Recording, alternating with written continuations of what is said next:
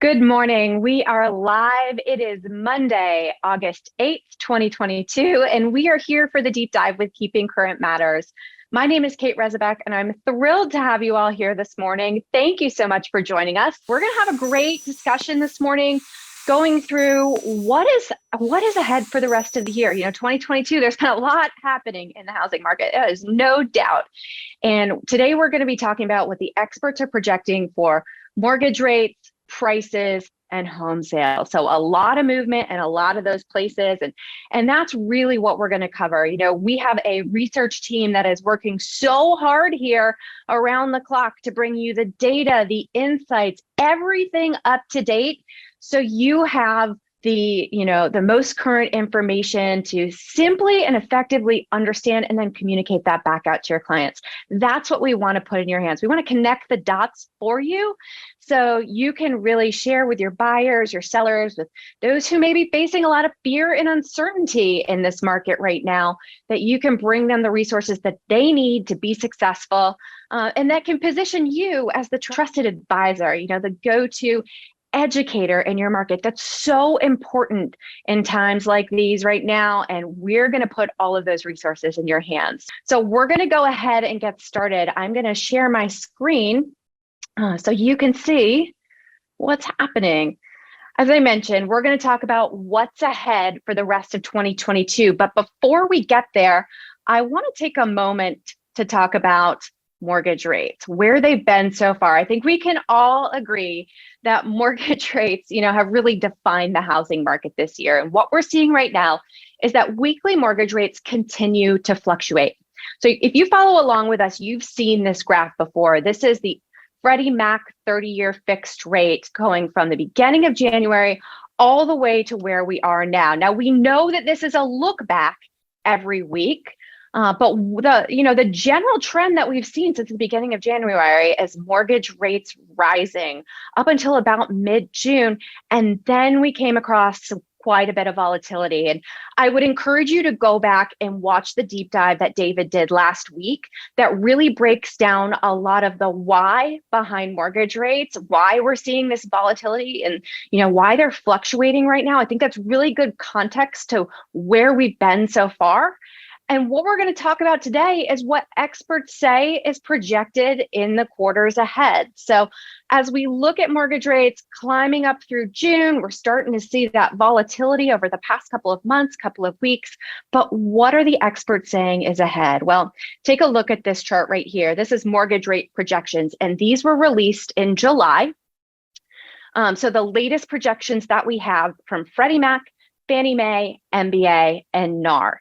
Now, if you look at the 4 quarters coming up, so first line is Q4, so the rest of this year, and then you kind of map your way down this slide. Over on the right, it's an average of all 4. And what experts are projecting for the next 12 months is essentially mortgage rates holding pretty steady with where they are right here, kind of in that low 5s. And so, we've seen that climb up, and now projections are around a little bit more steady rate. Now, we're going to continue to follow this because, as we've said for a long time, inflation is the enemy of long-term mortgage rates. So we have to continue to watch inflation and all the things happening in the economy around us to really get a good sense of where mortgage rates are headed and what's going to happen.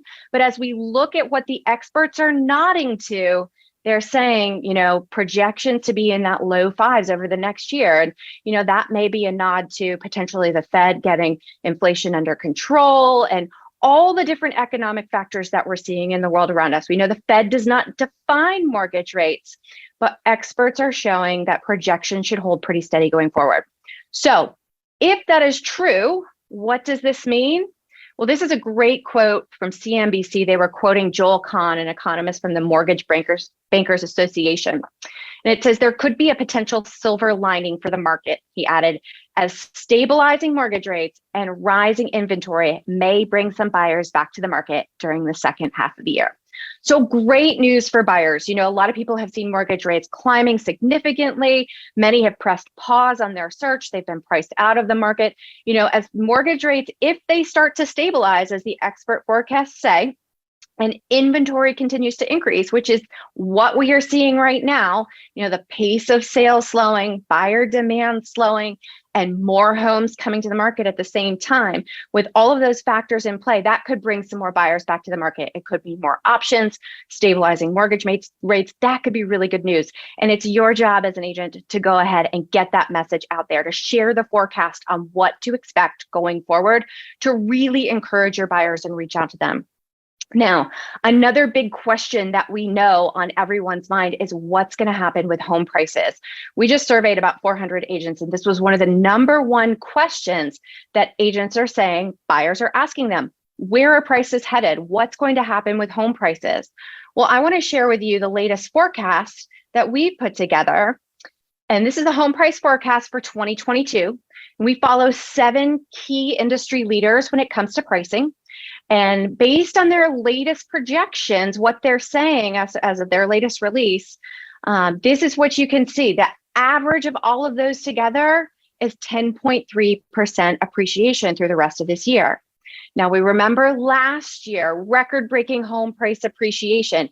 This is a little bit more moderate, a little bit softer, but it is continued appreciation. So why is that? Well, we know that buyer demand has softened. You've heard us talk about that quite a bit lately, but there's more inventory available. The pace of sales is slowing. Both of those factors are true, but we still have more buyers in the market than we have homes available. So while we're seeing more homes come to the market, buyer demand is still outpacing homes available. And what have we always said happens when there are more buyers on the market for something than the number of homes available? Prices continue to rise. And that still continues to be true, just at a more moderate, or what you've heard us call a decelerated pace. Now, this is nationally across the country. And I say that this is continued home price appreciation in most markets. And I say that because I think this next quote is really powerful. This is from Mark Zandi from Moody's Analytics. And it says, "I don't think national housing prices will decline in a meaningful way, but there will be some price declines across the country." So, let's put that out in the open. There are certainly pockets in this country where the market is overheated. We've seen massive price appreciation. There may be some areas of the country where we see price declines. You may be feeling that already. But as we look at the overall forecast, we look at this national data and what's projected to happen in most markets, it is continued appreciation.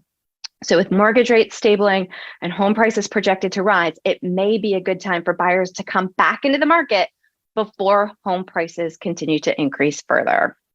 So the other big question on everyone's minds, what's going to happen with home sales? Well, let's take a look at that. Let's start with existing home sales. What you can see right here, this is from NAR, and it's existing home sale projections. It's projected to be about 5.1 million homes sold this year. Now, this is a seasonally adjusted annual rate. And what that means is if we continue at the pace that we're selling homes today, we are projected to sell 5.1 million homes by the end of this year. This is existing homes. Remember, these are current homeowners putting their homes on the market, existing homes coming back into the inventory pool. Now, if you look at the blue bars, 2020 and 2021, it's a little bit of a drop off from there. It's a little bit of a softening, but not a massive drop. And, we love to use this analogy of, last year you were probably driving down the highway 80, 90 miles an hour. You were flying just to keep up. You came around the corner, you see the flashing lights, you pump the brakes. Suddenly you're going 60, 65. Well, you're going the speed limit again, but it feels like you're crawling. If that's what home sales feels like to you right now, that's probably pretty accurate. But look at that green bar compared to a more normal year, 2018, 2019. Home sales this year are projected to be a little bit more like the pre-pandemic years. And what I always love to remind everyone is that those were great years in real estate.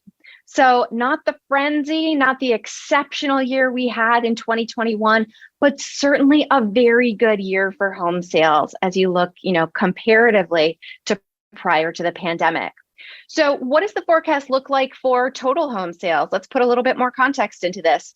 This is total home sales forecast in millions, and we've shown a comparison here between the forecast in January of this year compared to the reforecast in July. Now, in January, forecasts were higher. Those are the blue bars than what we're seeing the reforecast in July, the green bars. In July, we're showing total home sales, anywhere from about 5.8 to 6.4 million homes projected to be sold. This includes new construction. This is total home sales. And, a lot of people ask, well, why is it forecasted down? Well, this is very typical in real estate to reforecast throughout the year. You start the year off, experts are saying this is what we think is going to happen. And then the market plays out. Well, what did we see? We saw mortgage rates rise significantly, and that pulled some buyers out of the market. So the reforecast is softer than it was at the beginning of the year. But again, still a great year in real estate. We sold about 7 million homes last year.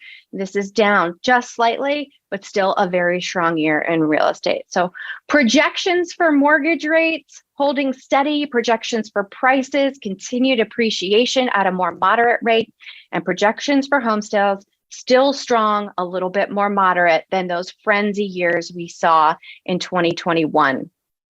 So with all of this, there's opportunity in the market, and that's what I want to share with you next. We talked about a lot of buyers have maybe paused their process. Well, there are 3 really great reasons to buy a home today, and I would encourage you to share this with your clients. First of all, we're seeing fewer multiple offer scenarios. So the people who are getting outbid earlier this year, in April, you can see the Realtor Confidence Index told us that the average home was getting 5.5 offers. Well, that's ticked down to about 3.4 in June, and we're going to continue to follow this based on the pace of the market as well. In the middle of that column, fewer homes selling above asking price. You can see that it's moved from 61% of homes selling over asking price down to 51% in June. Now put a pin in that for a second, because 51% of homes selling over asking price is still a very competitive market. No need to be concerned. There's still plenty of homes selling over asking. So very competitive. Your buyers need to be prepared, need to be pre-approved, all the things that are showing it's still competitive, but maybe not quite as impossible as it felt earlier this year or a year ago. And then so the supply of homes for sale is growing. This is great news for buyers as well. We're starting to see more new listings. We're starting to see homes stay on the market a little bit longer, and the supply is growing. So more options to choose from for sure. So with these 3 reasons, on the table, I would share this with your clients. And we actually have a couple of great ways to share this graphic. You could use this slide right here, or we've also put it into an infographic. You can go to the KCM, trykcm.com, and you can get a free trial and you can have access to all of these resources. This is one that I think is really, really powerful to put out there, put together by our research team, our designers, really, really great stuff. And guess what? We also have an infographic on the housing market forecast for the rest of the year. So everything that I just walked you through now, you can put this in an infographic as well. So great visuals. A picture says 1,000 words, and I think that's really, really important as we get these visuals out there, as we educate our clients and make sure they know what to expect in the year going forward, so that we can help them make confident and powerful decisions. There's been a lot going on in the shifting housing market. We know you know that. And we also have a great resource I promised you we'd get to at the finish line. This is a brand new site that we've put together, everything you need to succeed in a shifting market. You can go to trykcm.com/resources. This has our latest blog content, agent articles, videos, lead magnets, you name it, all kinds of information that we have specifically put together for you to have a one-stop shop for everything you need to succeed in the shifting market for your business, for your clients, for everything you need to lead through as we go through this period of time. So I'm going to pause right here and turn it over to Whitney to see if there are any questions that came up today. Hi, Kate. I'm actually not seeing any questions in the chat. All right, no problem. Well, thank you as always for joining us for the deep dive, and we look forward to seeing you again next week.